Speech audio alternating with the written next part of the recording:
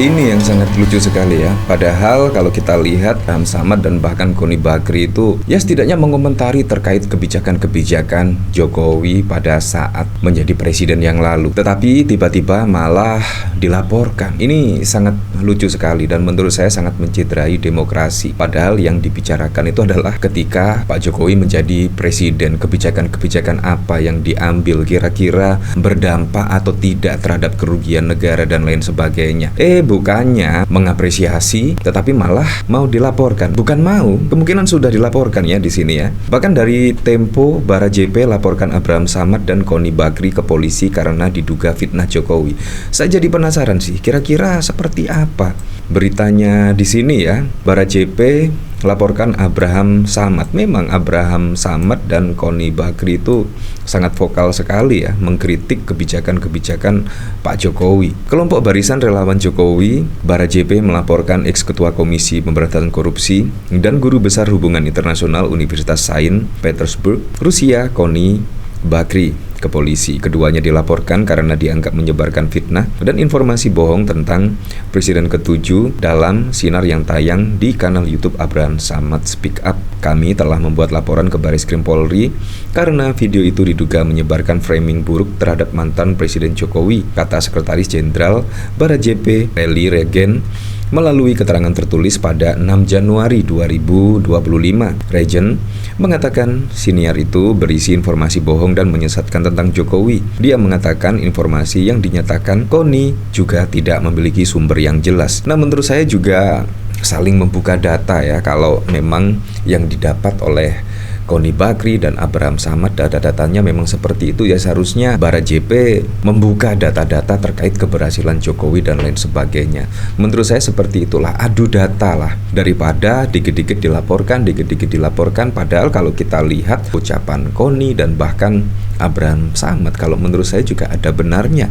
Kalau kita lihat pada pilpres, pada pilkada, Anda bisa melihat sendirilah. Menurut Regen, siniar itu juga berpotensi menimbulkan kegaduhan. Dia juga berpandangan tuduhan terhadap Jokowi dalam podcast tersebut telah merusak reputasi mantan wali kota Solo dan gubernur DKI Jakarta. Penyebaran berita tersebut kami anggap berita bohong karena tidak melalui prosedur yang menimbulkan kegaduhan, katanya. Apalagi juga sudah dikuatkan ya oleh rilisan dari OSIS Orpi yang pada saat lalu juga menghebohkan tepat pada malam Natal.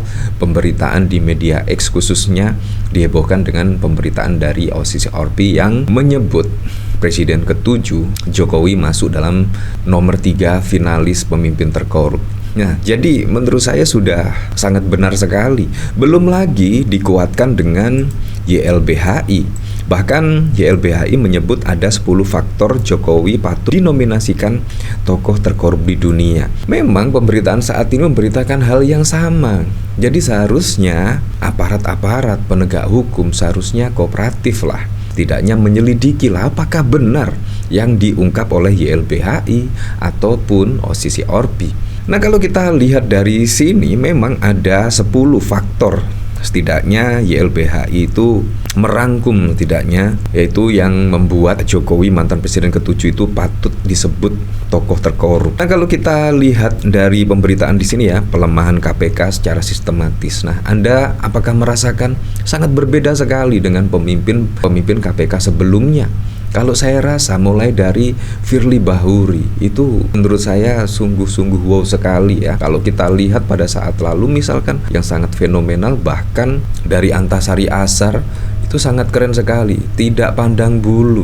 Bahkan orang dekat dari Pak SBY juga ditangkap oleh Antasari Azhar. Menurut saya KPK itu seperti itulah, benar-benar menegakkan korupsi, tidak pandang bulu, entah itu di dalam pemerintahan, entah itu di luar pemerintahan, tidak pandang bulu. Menurut saya seperti itu ya, bukan malah dilemahkan. Nah, nomor 2, revisi Undang-Undang Pertambangan Mineral dan Batubara 2020, Omnibus Law, dan mengabaikan check and balance, rezim nihil meritokrasi. Nah, kalau meritokrasi nihil menurut saya sangat terlihat sekali. Menghidupkan kembali dui fungsi militer, badan usaha milik negara menjadi badan usaha milik relawan, intelijen untuk kepentingan politik. Pada waktu lalu juga Pak Jokowi berkomentar ya, setidaknya pada saat lalu berpidato, saya sudah tahu arah partai politik dan lain sebagainya. Wah, Represi dan kriminalisasi, proyek strategis nasional merampas ruang hidup rakyat, nepotisme kekuasaan. Ya, kalau nepotisme itu mulai ada saat putusan MK ya. Di situ ternyata ada Anwar Usman, adik ipar Jokowi dan paman dari Gibran. Ini juga sangat wow sekali. Seharusnya diusut lah hal-hal seperti ini ya, bukan malah dilindungi dan lain sebagainya, sehingga clear. Nah, kalau kita lihat juga ya dari pemberitaan di sini, Bara JP laporkan Abraham Samad dan Koni Bakri ke polisi karena diduga fitnah Jokowi. Nah, dari sini saya juga penasaran, kira-kira komentar-komentarnya seperti apa ya?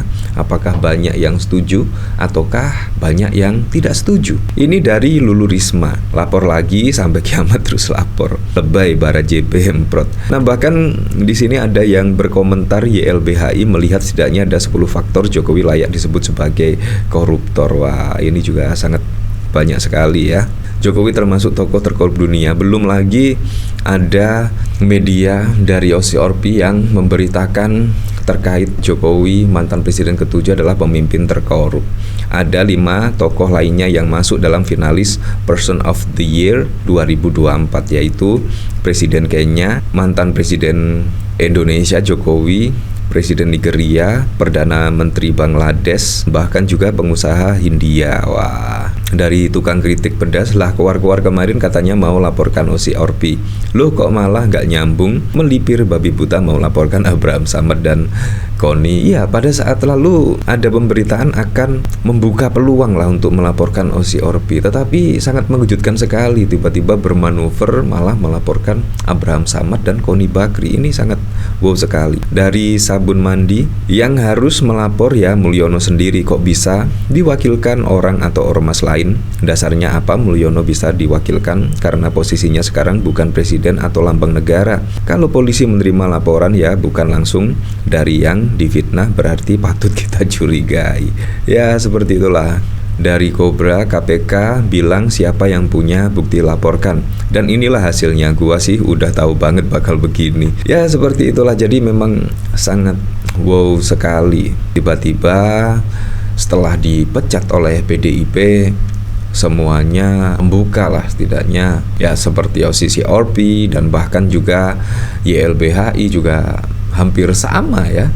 Dan ini juga sangat wow sekali ya. Ya, memang di akhir kepemimpinan Pak Jokowi ya, kurang lebih 1 tahun itu memang banyak manuver-manuver yang terjadi. Mulai putusan MK, pelemahan KPK, dan bahkan juga dari MA, mulai DPR mau menganulir putusan MK. Menurut saya itu juga sangat wow sekali ya.